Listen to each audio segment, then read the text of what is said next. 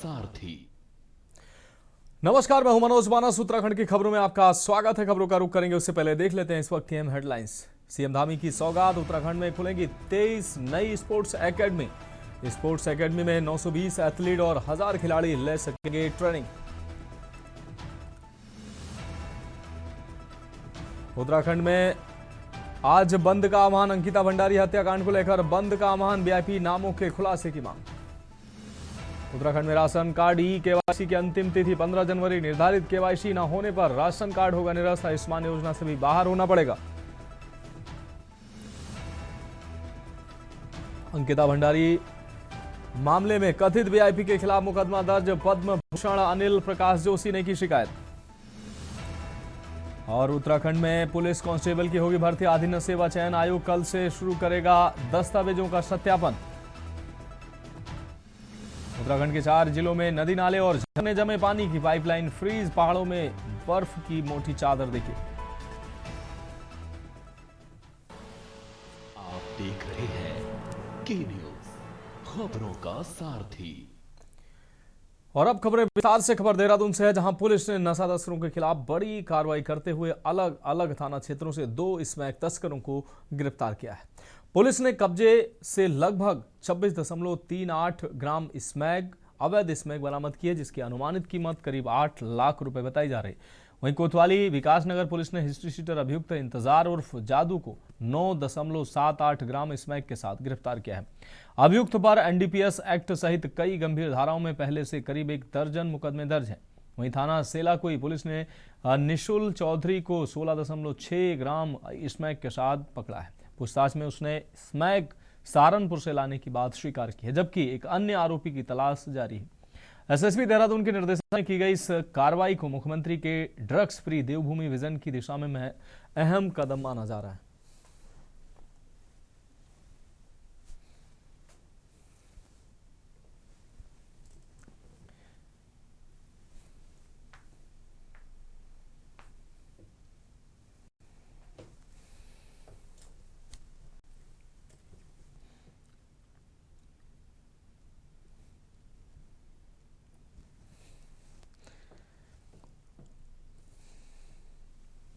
यहाँ पे गाड़ी का शीशा फोड़े, कई गाड़ियों के शीशे फोड़े, कोई नशे वशे में ये कौन है, उनका जो भी है कार्रवाई हो। हमारी भी बहुत गाड़ी खड़ी रहती है। अच्छा, ट्रैवलिंग वालों की गाड़ी खड़ी रहती है। जी जी, हमारा ऑफिस है महादेव के नाम से। अच्छा, तो कुछ पता चला है कौन थे ये लोग? नहीं, अभी कोई पता नहीं चला। पता नहीं चला। नहीं। तो कल तक सही थी ये बस? कल तक सही थी। आज शीशा टूटा हुआ मिला सुबह। हाँ, सुबह।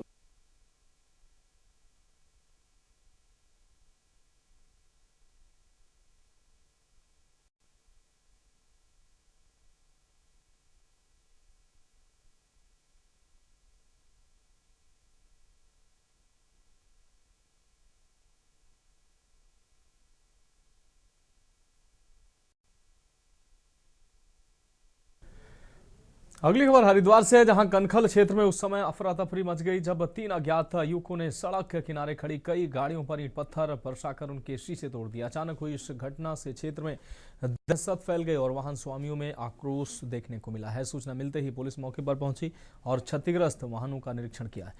पुलिस आसपास लगे सीसीटीवी कैमरों की फुटेज खंगाल रही है ताकि आरोपियों की पहचान की जा सके। फिलहाल पुलिस मामले की जांच में जुटी हुई है।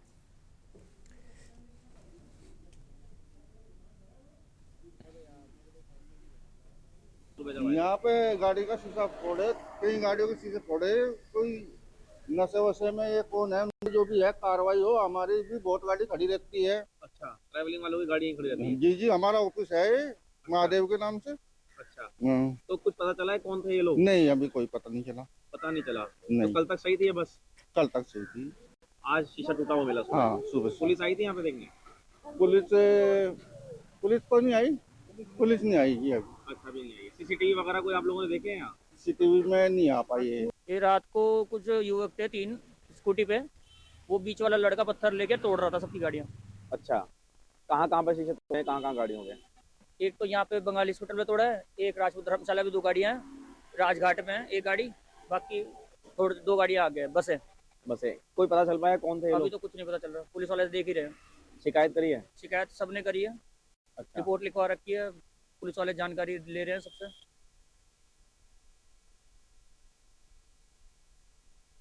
बढ़ेंगे अगली खबर की ओर। खबर देहरादून से है, जहां सरकारी जमीनों पर अवैध रूप से हो रहे अतिक्रमण पर मुख्यमंत्री धामी एक्शन में लगातार नजर आ रहे हैं। मुख्यमंत्री पुष्कर सिंह धामी का कहना है कि देवभूमि उत्तराखंड अपनी आध्यात्मिक पहचान है। उत्तराखंड की सांस्कृतिक मूल्यों और देवत्व के लिए ये भूमि जानी जाती है। इस मूल स्वरूप को बनाए रखना राज्य सरकार का संकल्प है। मुख्यमंत्री ने बताया कि अब तक राज्य में 10,000 एकड़ से अधिक अतिक्रमित भूमि को मुक्त कराया जा चुका है और लगभग 600 अवैध संरचनाओं को हटाया गया। साथ ही उन्होंने परिवार रजिस्टर और विभिन्न सरकारी दस्तावेजों के सत्यापन अभियान का भी उल्लेख किया है, जिसके तहत राशन कार्ड, आधार, वोटर कार्ड और अन्य दस्तावेजों की जांच की जा रही है। मुख्यमंत्री ने स्पष्ट किया है कि जो भी लोग गलत तरीके से लाभ लेते पाए जाएंगे उनके खिलाफ सख्त कार्रवाई की जाएगी। वहीं सरकार का उद्देश्य आने वाली पीढ़ियों को सुरक्षित और सशक्त उत्तराखंड देना है।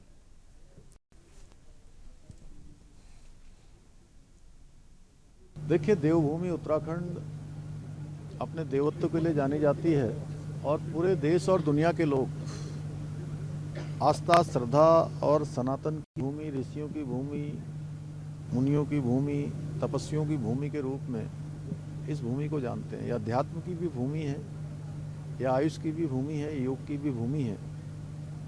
इसका मूल स्वरूप बना रहे, ये हमारा संकल्प है और इस संकल्प को लेकर हम लगातार काम कर रहे हैं।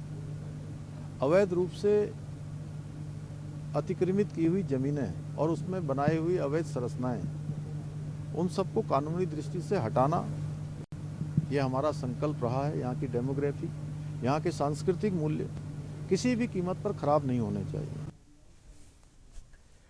बढ़ेंगे अगली खबर की ओर। देवरिया से अहम खबर है, जो आपको बता दें उत्तर प्रदेश के देवरिया से खबर। गोरखपुर रोड में फ्लाईओवर के पास बने मजार को लेकर काफी दिनों से चल रहा विवाद एक अहम मोड़ पर पहुंच गया। कमेटी ने सरकार और प्रशासन पर सम्मान करते हुए उसका मजार को खाली कर रहा है। फिलहाल मौके पर शांति बनी हुई है।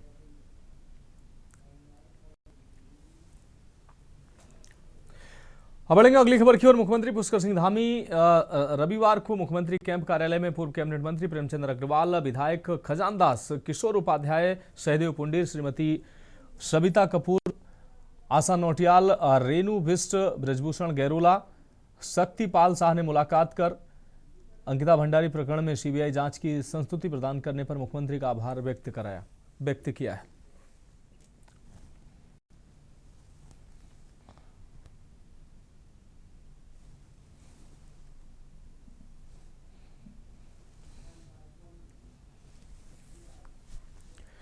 प्रेस क्लब महानगर रुड़की की नवगठित कार्यकारिणी के स्वागत सम्मान कार्यक्रम में उस समय उत्साह और गरिमा का माहौल देखने को मिला है, जब रुड़की नगर विधायक प्रदीप बत्रा कार्यक्रम में पहुंचे। विधायक ने प्रेस क्लब पदाधिकारियों को फूलमालाएं पहनाकर और मिठाई खिलाकर शुभकामनाएं दी, जिससे कार्यक्रम भी यादगार बन गया। इस अवसर पर विधायक प्रदीप बत्रा ने कहा कि पत्रकार लोकतंत्र के चौथे स्तंभ है और समाज को सच का आईना दिखाने में उनकी अहम भूमिका है। उन्होंने निष्पक्ष और निर्भीक जिम्मेदार पत्रकारिता की सराहना करते हुए कहा कि प्रेस क्लब महानगर रुड़की ने हमेशा जनहित के मुद्दों को मजबूती से उठाया है और आगे भी सकारात्मक और रचनात्मक भूमिका निभाता रहेगा। विधायक ने नवगठित कार्यकारिणी को हर संभव सहयोग देने का भरोसा भी दिलाया।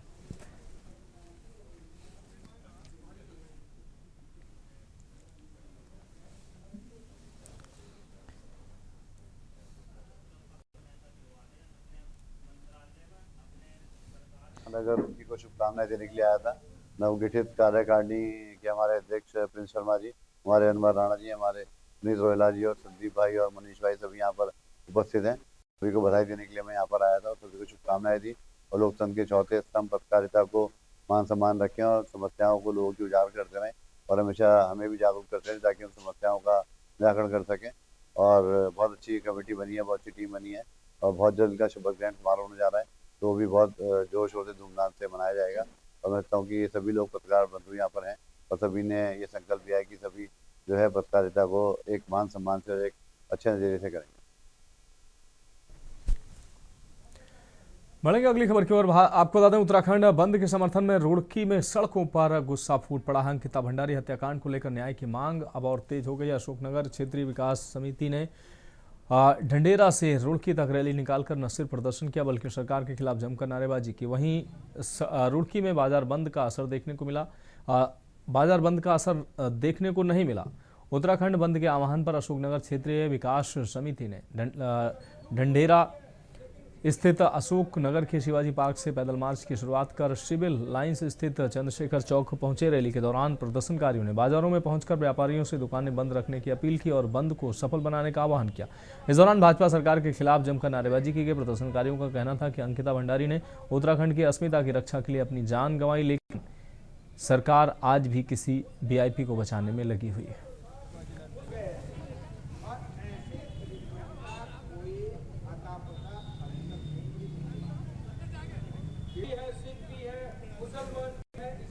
आप आम जनता की जो है समस्या को सरकार तक पहुंचा रहते हैं, शासन तक पहुंचाते रहते हैं। आज हमारी दृष्टि में बंद पूर्ण रूप से ठीक रहा। अगर जिसका जमीर मर गया हो तो उसके लिए क्या कह सकते हैं हम? जिनके अंदर जमीन न हो तो उन्हें कुछ भी कह दो। हमारे एक आह्वान था कि उस बिटिया के लिए जिसकी दरिंदों को स्पेशल सर्विस न देने का हत्या कर दी गई, आदर्श नगर विकास समिति द्वारा एक ज्ञापन दिया गया कि क्या हमारे सीबीआई ने, ऑनरेबल सीएम सर ने सीबीआई जांच दिया है, उस जांच भी एक सुप्रीम कोर्ट का न्यायाधीश के निगरानी में होना चाहिए और सभी कौन कौन लोग हैं सभी लोगों के खिलाफ कानूनी कार्रवाई होना चाहिए और टाइमली कार्रवाई किया जाना करके राष्ट्रपति महोदया को अपना ज्ञापन दिया है और हम इसको जल्दी जल्दी पेश करा दें। अंकिता भंडारी प्रकरण को लेकर कई राजनीतिक दलों द्वारा आज प्रदेश में बंद का आह्वान किया गया था। जनपद हरिद्वार में बंद का असर लगभग न के बराबर देखने को मिला है। ज्वालापुर बाजार और हरिद्वार रेलवे स्टेशन क्षेत्र में सामान्य गतिविधियां जारी रहीं। रुड़की से झबरेड़ा तक भी बाजार खुले नजर आए। यातायात और व्यापारिक गतिविधियां पूरी तरह से सामान्य नजर आई। कानून व्यवस्था बनाए रखने के लिए पुलिस प्रशासन अलर्ट मोड पर नजर आया। संवेदनशील इलाकों में अतिरिक्त पुलिस बल तैनात किया गया। हरिद्वार एसएसपी ने 2 टूक चेतावनी दी कि शांति भंग करने या जबरन बंद कराने की कोशिश बर्दाश्त नहीं की जाएगी। प्रशासन का साफ संदेश, कानून से खिलवाड़ करने वालों पर सख्त कार्रवाई तय है।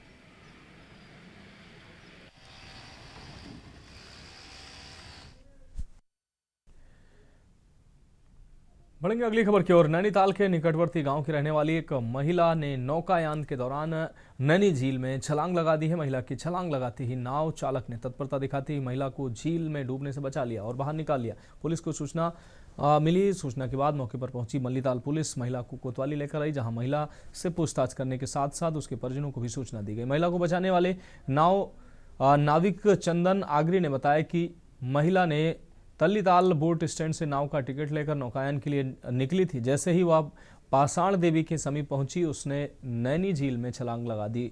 लाइफ जैकेट पहने होने की वजह से उसे झील में डूबने से बचा लिया गया। नाव चालक की माने तो महिला मानसिक रूप से अस्वस्थ है।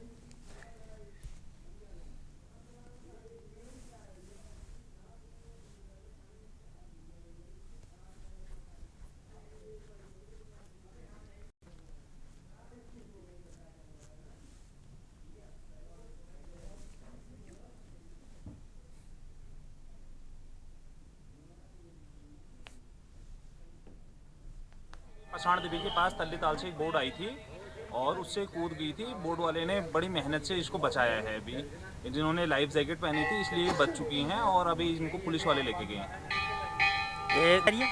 ये नैना गांव की बताई जा रही है सर। यहीं लोकल में नैनीताल से नीचे एक गांव पड़ता है हल्द्वानी रोड पे, नैना गांव, वहां की बताई जा रही है। अंकिता भंडारी हत्याकांड मामले में सीबीआई जांच के आदेश को लेकर सांसद अजय भट्ट ने विपक्ष पर निशाना साधते हुए बड़ा बयान दिया। आपको बता दें, लालकुआं पहुंचे सांसद अजय भट्ट ने कहा कि विपक्ष जो चाह रहा था वो उन्हें मिल गया। सांसद अजय भट्ट ने कहा कि अंकिता भंडारी हमारे लिए सिर्फ एक मामला नहीं बल्कि एक बहन एक बेटी का सवाल है। उन्होंने कहा कि अंकिता के माता पिता को न्याय दिलाने के लिए राज्य सरकार पूरी गंभीरता और ईमानदारी के साथ प्रयास कर रही है और उन्हें आश्वासन भी दिया। वहीं विपक्ष पर तीखा हमला बोलते हुए सांसद अजय भट्ट ने कहा कि विपक्ष का काम सिर्फ अनर्गल बयानबाजी करना है।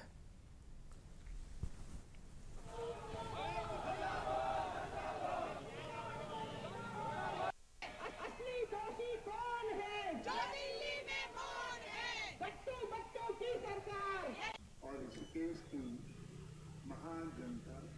उन्हें माफी नहीं, कांग्रेस को माफी मांगना चाहिए। ऑथेंटिसिटी क्या है? मैं आपसे कह दूं कि आपने कल रात डकैती डाल दी, आप पत्रकार हैं, क्या आप पर इल्जाम लग जाएगा? मुझे बताइए। एक प्रोसीजर होता है, नियम होता है, कानून होता है, और उस बेटी की आत्मा को बार बार झकोर कर जो राजनीति कर रहे थे वो लोग क्या कहेंगे, आप मुझे बताइए।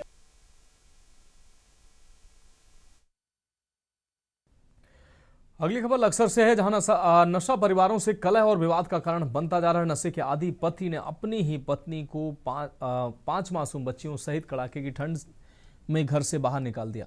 लक्सर के डॉक्टर यशपाल अग्रवाल और कुछ अन्य लोगों ने महिला को आश्रय दिया। बाद में जानकारी मिलने पर पुलिस ने मामले की छानबीन शुरू की।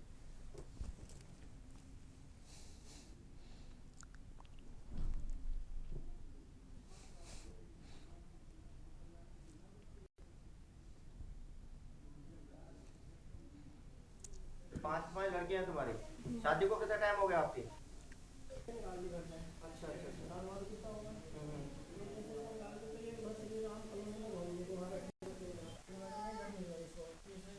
ये मामला है कि ये श्री राम कॉलोनी में आई बैठी थी लेडीज, इसके साथ में 5 बच्चे थे और ठंड में ठुठर रही थी। तो फिर मैडम ने देखा हमारी कि यहाँ पब्लिक क्यों इकट्ठी हो रही, तो उसके बाद फिर मैडम ने डॉक्टर साहब को फ़ोन किया कि ऐसे कोई लेडीज़ है घर से निकली हुई है। तो फिर डॉक्टर साहब ने इसको यहाँ हॉस्पिटल में बुलवाया। बुलवाने के बाद फिर डॉक्टर साहब ने इससे पूछा कि कैसे कैसे मैटर है। कहने लगी ऐसे बात है कि मेरा पति दारू पीता है और मुझे मारता छेदता है। फिर उसके बाद मुझे घर से निकाल दी। ये श्री राम कॉलोनी में थी, पे बैठी हुई थी और बच्चे भी मेरे ठंड में छिड़ रहे थे। तो डॉक्टर साहब ने देखा कि ये तो भाई सही नहीं है, फिर इसको हॉस्पिटल में भेजवाया और खाना पीना सब कुछ दिया। यहाँ पे कौन है, कहाँ से आई है, क्या वजह रही? जैतपुर से बता रही थी कि पति इनके पीते हैं और पीट के इनको घर से भगा दिया, ऐसा कुछ बोल रही थी। अभी आप लोगों ने ट्रीटमेंट किया कुछ? ट्रीटमेंट तो क्या, खाना ही दिया, अभी तो अभी ले गए उधर से।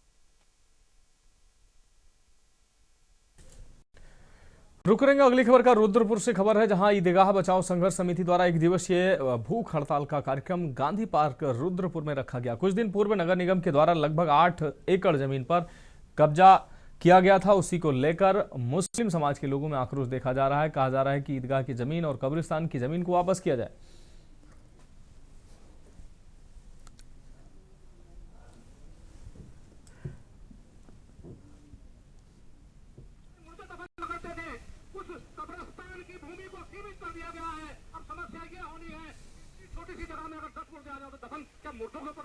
बचाव संघर्ष समिति, ये इसका दूसरा रूप मैं बताऊं कि हिंदू मुस्लिम सिख ईसाई सबकी समिति है। इस लोग इसमें शामिल हैं और शहर के अमन को बरकरार रखने के लिए समिति बनी। मसला यह है कि आपने कोर्ट का हवाला देकर, कोर्ट का आदेश बताकर हमसे हमारी प्राचीन जमीन छीन ली और जमीन छीनने के बाद आपने हमसे कह दिया कि साहब आप इस पर इंटर नहीं करें, और आपने बाउंड्री कर दी रातों रात बाउंड्री करने के बाद आपने मानवता को कलंकित किया, मानवता से का उपहास उड़ाया कि वहाँ जो शौचालय थे जिसमें बच्चे शौच किया करते थे या नमाजी शौच को चले जाया करते, आपने वो चीज़ कर दी। आपने करबला छीन ली, आपने ईदगाह छीन ली, आपने खेड़ा उसकी जगह को छीन लिया। अगली खबर लालकुआं से है, जहां उत्तराखंड के कुमाऊं क्षेत्र के लिए रेल कनेक्टिविटी के मोर्चे पर एक बड़ी और अहम सौगात मिली है। क्षेत्रीय सांसद और पूर्व केंद्रीय रक्षा राज्य मंत्री अजय भट्ट ने Lalkuan Bengaluru special express train को हरी झंडी दिखाकर रवाना किया। ये ट्रेन कुमाऊं को सीधे दक्षिण भारत से जोड़ने की दिशा में एक महत्वपूर्ण कदम मानी जा रही है। सांसद अजय भट्ट ने कहा, कुमाऊं क्षेत्र की जनता की लंबे समय से मांग थी कि उन्हें देश के बड़े शहरों से बेहतर रेल कनेक्टिविटी मिले।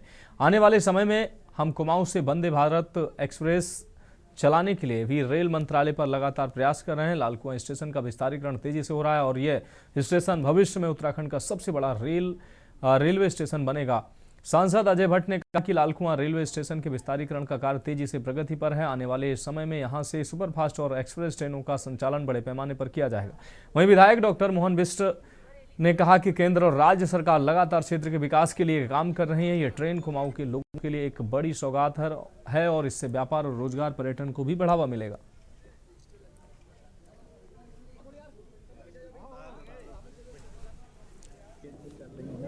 हमारी काठगोदाम क्षेत्र से भी ट्रेनें चल रही हैं। आज ये बेंगलोर के लिए जो हमने ट्रेन चलाई है, ये कम से कम 13 या 14 स्टेशन को क्रॉस करते हुए जाएगी। भोपाल भी जाएगी, बहेड़ी भी जाएगी, कासगंज भी जाएगी, आगरा कैंट भी जाएगी और बहुत जगह वारंगल भी जाएगी। तो इस तरह से एक सुविधा मिली है लोगों को। ये इसका प्रूफ है कि ट्रेन आज खचाखच भरी हुई है। इसको रेगुलर करने के लिए भी मैंने माननीय रेल मंत्री जी को पत्र लिख दिया है और वार्ता भी की है। मुझे विश्वास है ये रेगुलर हो जाएगी। अयोध्या की ट्रेन और साथ में कामाख्या देवी के दर्शन करने भी जाने वाले हमारे लोगों को इसका सौभाग्य प्राप्त होने वाला है। बेंगलोर तक का जाना हो कर्नाटक, तो उनके लिए एक लंबे समय से यहाँ पर मांग थी ऐसी लंबी दूरी वाली ट्रेनों की, और पैसेंजर ट्रेन के रूप में इसको चलाया है। और मुझे लगता है कि यहाँ आने वाले पर्यटकों के लिए, इस क्षेत्र के व्यवसायियों के लिए और रोजाना जो सफ़र लोग करते हैं, चाहे नौकरी पेशा लोग हों चाहे अन्य वर्गों के लोग, उन सब के लिए ये एक वरदान साबित होगा। और क्षेत्र की एक लंबी मांग अयोध्या के लिए भी लंबे समय से रही है। गुवाहाटी कामाख्या देवी आसाम के लिए भी लोगों की मांग रही है।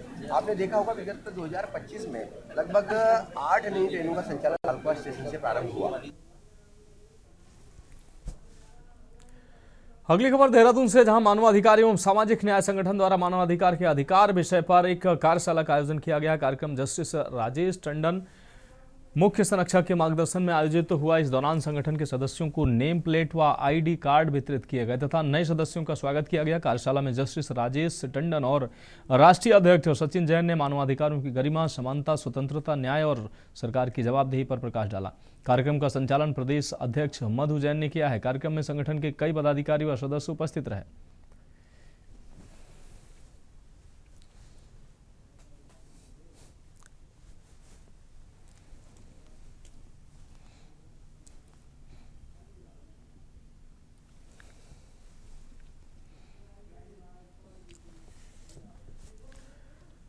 अब बढ़ेंगे अगली खबर की ओर। खबर देहरादून से है, जहां उर्मिला सनावर को एसआईटी जांच के सिलसिले में हरिद्वार बुलाए जाने को लेकर अब कांग्रेस ने भाजपा और सरकार पर सवाल खड़े किए हैं। महिला कांग्रेस प्रदेश अध्यक्ष ज्योति रौतेला ने आरोप लगाया कि सरकार और पुलिस प्रशासन निष्पक्ष जांच नहीं कर रहे हैं। ज्योति रौतेला ने कहा कि उनका सरकार और पुलिस प्रशासन से सवाल है, जब उर्मिला सनावर को बयान देने के लिए हरिद्वार बुलाया गया था, तब वहां पर एक महिला किस हैसियत से मौजूद थी।